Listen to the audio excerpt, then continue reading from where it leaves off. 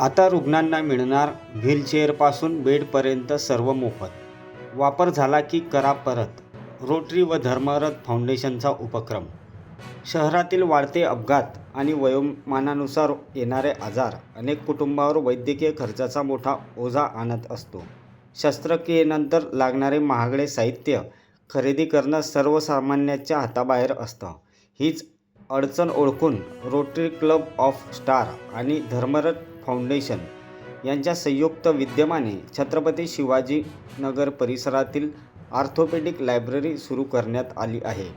या लायब्ररीमुळे शस्त्रक्रियेनंतर काही काळासाठी लागणारी व्हीलचेअर, विशेष बेड आणि इतर महागडी उपकरणे रुग्णांना आता मोफत मिळणार आहेत. यामुळे त्यांच्या कुटुंबावरचा आर्थिक भार हलका होण्यास मदत होणार आहे.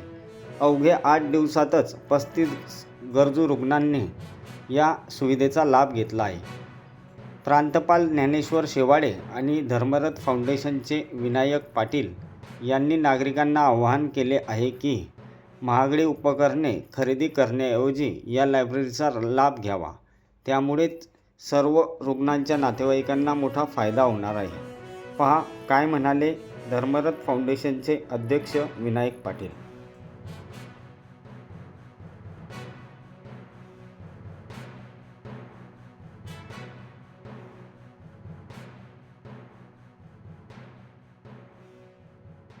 या ठिकाणी आपण जे आपण गरजू व्यक्ती आहेत, जे दवाखान्याच्या संदर्भातला विषय आहे त्या संदर्भात आपण या ठिकाणी बघा वॉकर आहे, सेमी ब्लोड बेड आहे, व्हीलचेअर आहे आणि हे बघा बेड फ्लोअर आहे. या ठिकाणी आपण चालू केलं सर्व.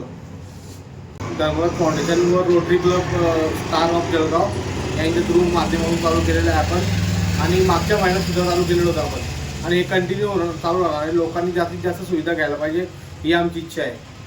आता तुम्ही बघताय की 15 वर्षातून काम करतोय सामाजिक क्षेत्रात, पण यंदा बघितलं की या ठिकाणी साहित्य कमी पडत होतं.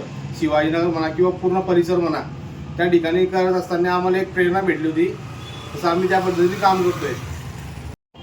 तुम्हाला जर काय ॲड्रेस लागत असेल तर माझं विनायक पाटील यांचं फाउंडेशन आहे, धर्मरथ फाउंडेशन. या ठिकाणी 52 शिवाजीनगर, लाकूडपेठ, जळगाव या ॲड्रेसवर तुम्ही पत्ता व संपर्क काढू शकता आपला. आमच्याकडे व्हीलचेअर आहे, वॉकर आहे, सेमी ब्लेड आहे, अजून पट्ट्याचा कमर बेल्ट आहे, नी बेल्ट आहे. या ठिकाणी सर्व साहित्य आम्ही ठिकाणी लोकांना देणार आहोत. जर का कोणाला साहित्य लागत असेल सेमी बेड, फ्लोअर बेड, तर त्यांनी आम्हाला संपर्क करावे. मी असे आव्हान करतो लोकांना.